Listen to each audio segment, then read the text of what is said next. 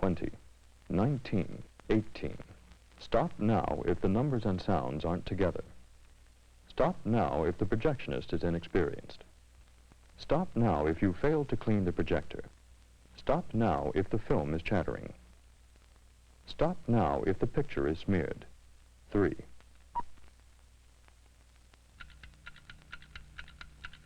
I remember always staying up too late and getting up too early. And even if I were late for school, Mom made me finish breakfast. Every bit of it.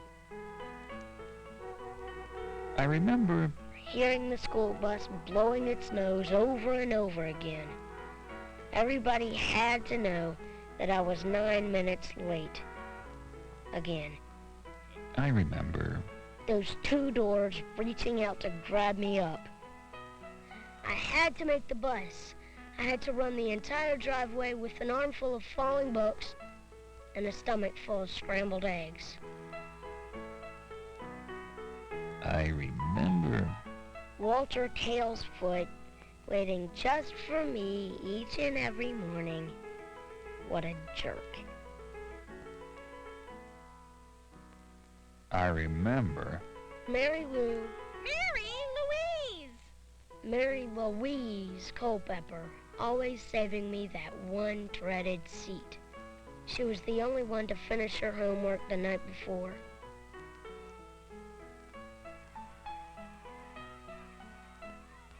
I remember our driver, Mr. Allison, and those kind words of wisdom he gave us freely every morning.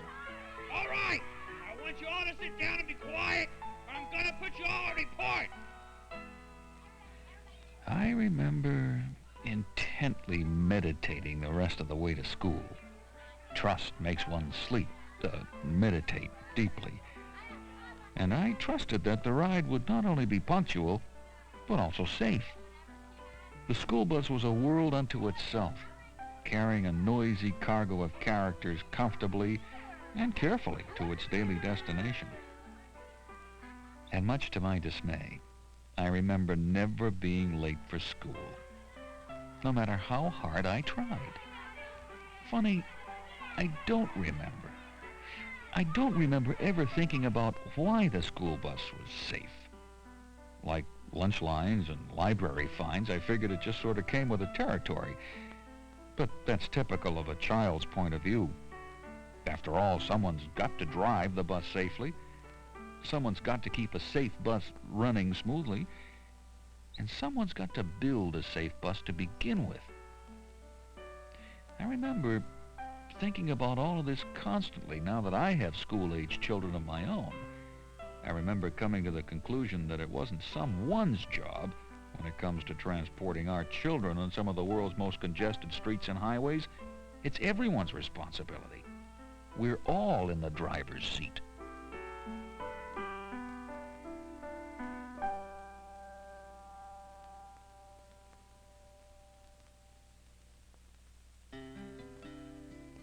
Even years after we finished school, we never finish our schooling. Since I always took school bus safety for granted, I had to do a little homework to uncover the facts. Fact, school buses are the safest mode of mass transport on the ground today. Each and every day, American school bus drivers transport children the equivalent of 34 round trips to the moon, safely.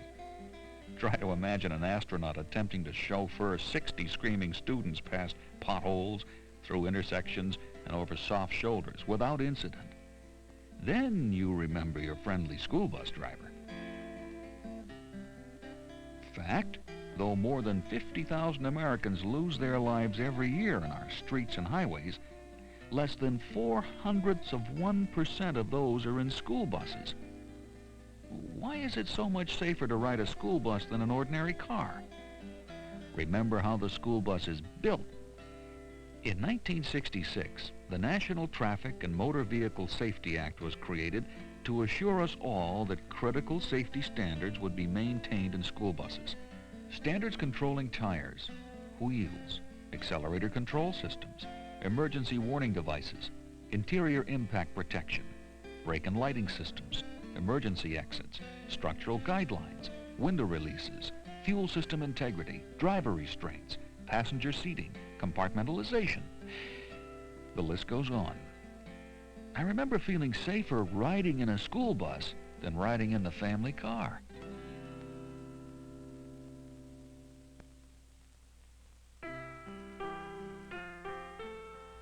Fact, all school buses are not created equal.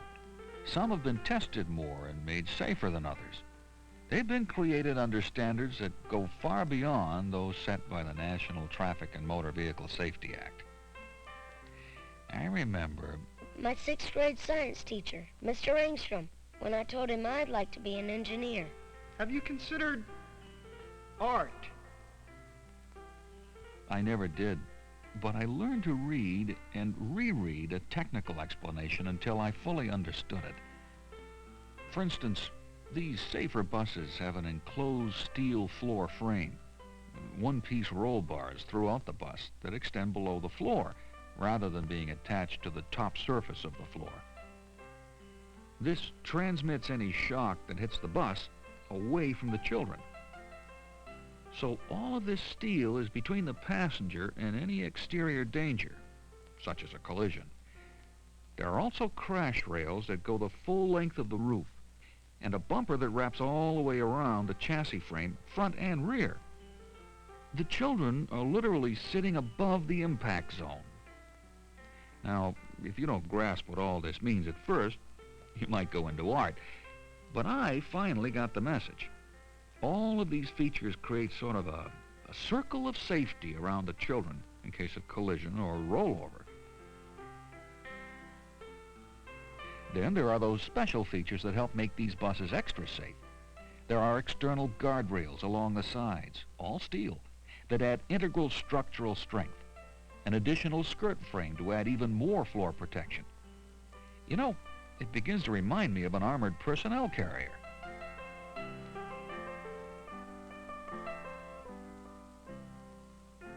There's a reason for these extra safety precautions, because the manufacturer, like everyone else, has a son, or a daughter, or niece, or nephew, or grandson, or granddaughter, or cousin, or friend riding a school bus. Everyone but everyone is in the driver's seat, sharing the responsibility for the safety of our children. Fact, as safe as our buses are built, they are just machines. Where safety is concerned, people are the deciding factor. People like the school board are in the driver's seat. Even with educational funds in short supply, they must budget the most safety for the dollar.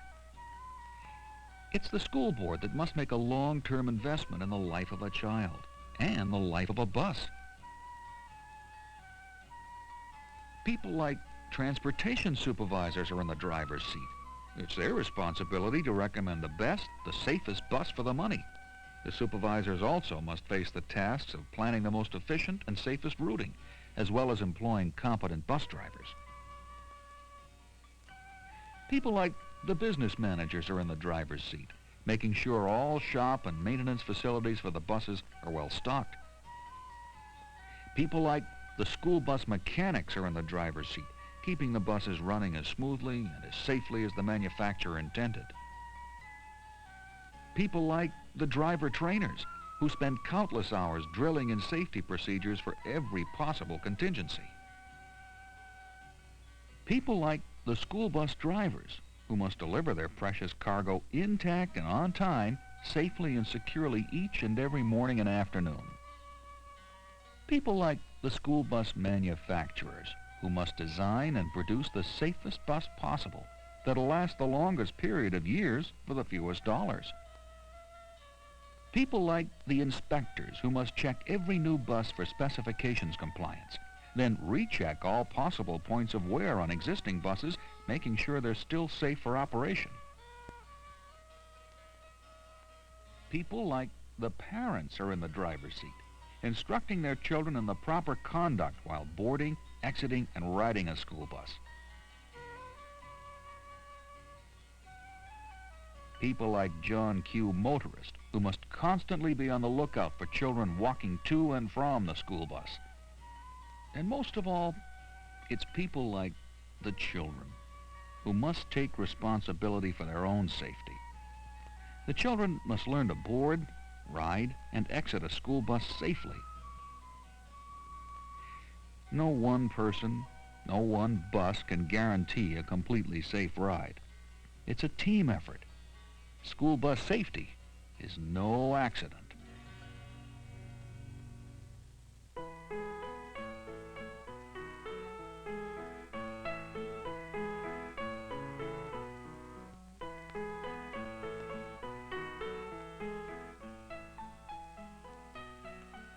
I remember my weekly lunch allowance, and I'd be so proud on Friday that I'd been able to save a few cents here and there through prudent money management and not eating. Penny wise, dollar stupid. What good were a few extra dimes if I was too sick to enjoy them? I remember my first school board meeting. My heart went out to my fellow parents. As hard as they tried, they couldn't avoid the inevitable. Cutbacks had to be made somewhere. And somehow the school bus, my old friend, was always the prime target. No one could fault the logic of a well-intentioned school board. If we could avoid buying new buses by keeping the old ones running just a little bit longer, the savings would be unbelievable. And that's just what they were, not believable. It's a lot like saving a few cents and not eating. We saved by scrimping on the initial investment and then spent the savings on maintenance for old buses. More fuel costs for the old buses, more insurance for more buses, more drivers for more buses, more salaries and benefits for more drivers. Old buses equal more buses. It's simple as sixth grade arithmetic. State-of-the-art buses now can possibly carry up to 90 children per bus instead of the usual 66 passenger load. Fewer buses to carry the same number of children. Think of it this way. Since the new buses carry 20 to 25% more people, that's 20 to 25% fewer buses. Now that's a believable savings. And where do those savings go? Easy. All that money can go to safety. More money for driver's training. More money for unsafe bus replacement. More money for any additional safety features you'd like to add. And remember that the new buses are safer than ever before. Coach-type buses are more maneuverable in dangerous situations than the traditional bus. There's a shorter turning radius. And don't forget that the coach bus puts the kids well above the impact zone. There are options that add even more safety, such as low-radius mirrors that work like Christmas tree balls, enabling the driver to see children wherever they are in front of the bus. Get out of the area immediately. And PA systems inside and out to call out emergency warnings.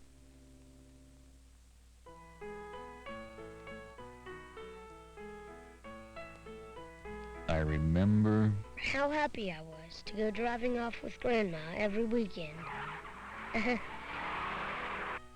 I remember How much I enjoyed my older brother's first week of motoring. And most of all, I remember, and I'll never forget, that quiet smile my father wore whenever I reached the school bus. a smile I never really understood until now.